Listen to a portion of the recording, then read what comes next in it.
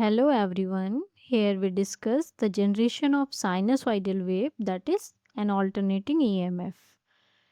This alternating EMF can be generated by simply two methods. Our first method is moving a coil within a stationary magnetic field, that is shown in the picture. There is a magnetic field between north and south pole, and in this magnetic field this coil is moving. So this type of generation used for small AC generators. There is one more method where we rotating a magnetic field within a stationary coil. This method used for large AC generators. Now we understand how this alternating EMF generated by this 3D representation. In this picture, there is a coil ABCD that is rotating in a stationary magnetic field that is produced by this north and south pole, and this coil is connected to the brushes through the slip rings, and this brush connected to the load that will provide power and that provide an AC voltage to this particular load. And here we can see this coil is rotating in a clockwise direction. Then we analyze the how much flux linkage through this coil in a different conditions. Let's see. We assume coil is rotating in a clockwise direction, and we can analyze the flux linkage through the coil in a different position. Here we assume the total n number of turns consist of this coil. So first we analyze our figure 1. In figure 1, the coil is in the position of stationary magnetic field, that is on the same position of this magnetic field. So all the flux linkage passing through this particular coil. And if you assume the value of flux is phi m, that is constant in magnitude, that is the maximum value of this phi. So all the flux linkage through this coil will be n phi m if it has n number of turns. Now rotate the coil in the clockwise direction for 90-degree. If you analyze in this position by figure 2, in figure 2 the coil faces is A and D, and the back side the another face, that is B and C. Then all the flux passes between the coil section, that is this white portion. Then the net flux linkage will be 0 in this particular condition. Now move the coil for further 90-degree in the clockwise direction, that is analyzed by figure 3, in which the coil is in the plane of magnetic field but having a different reverse facing, that is position A and D in the south pole effect and B and C in the north pole effect. All the flux passing through the coil but in the negative direction, that is negative value. So the flux linkage will be n phi m. Now move the coil further 90-degree, that can be analyzed by figure 4, in which in the front view this is the coil facing the position B and C, and on the back side it has A and D.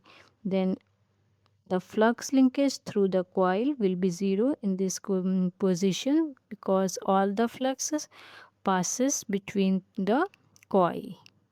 The net value of flux linkage in figure 4 will be 0. Now we analyze what will be the value of flux at different instant of time. Let's see. We assume coil is moving with angular velocity omega, and we assume that at t equals to 0 there is a maximum flux linkage, so the value of flux will be phi m. Now the coil is moving in the clockwise direction by angle theta. Now analyze the component. As the coil is rotating with angular displacement theta, this y-axis is our coil axis and this is our magnetic flux axis. If you analyze that this at this flux axis, that is assume at t is equals to 0, this phi is equals to phi m, that is the maximum flux linkage. Now analyze the value of phi at any instant t. You can see this is also a component having making an angle theta, and this component making an angle theta. If you analyze this right angle triangle for calculating this component, so this component will be phi m cos theta. It means the change in flux will be produced, but its value will be phi m cos theta, and when t is equals to 0 it is phi m, and when theta is equals to 90 degree it will be 0, and so on. So the change in flux at any instant t, that is phi m cos theta, that we are getting in a coil. By this discussion we know that if a coil moving in a clockwise direction by angular velocity omega with the angular displacement theta, then the flux passing through the coil will be phi m cos theta at different instant of time. Now analyze how an alternating EMF induced in this particular coil. So for this concept, here we assume there is n number of turns in the coil, and according to Faraday law of electromagnetic induction, if there is a change in flux in the coil, that flux is phi m cos theta here. So that change in flux produced an induced EMF in the coil, and that induced EMF will be the directly proportional to the rate of change of flux linkage. It means according to Faraday's law of electromagnetic induction, that induced EMF will be rate of change of flux linkage, that is d psi by dt, or you can say this is n d phi by dt. There is one more law that is apply on this induced EMF, that is Lenz's law. Lenz's law states that induced EMF will provide a current if the circuit is closed. That means that is the induced current that opposes the change in flux. So according to Lenz's law, that induced EMF will be minus of n d phi by dt. So according to Faraday's plus Lenz's law, it induced EMF is minus n d phi by dt. According to Faraday's plus Lenz's law, the induced EMF is minus n d phi by dt, and the flux passing through the coil at any instant t is phi m cos omega t.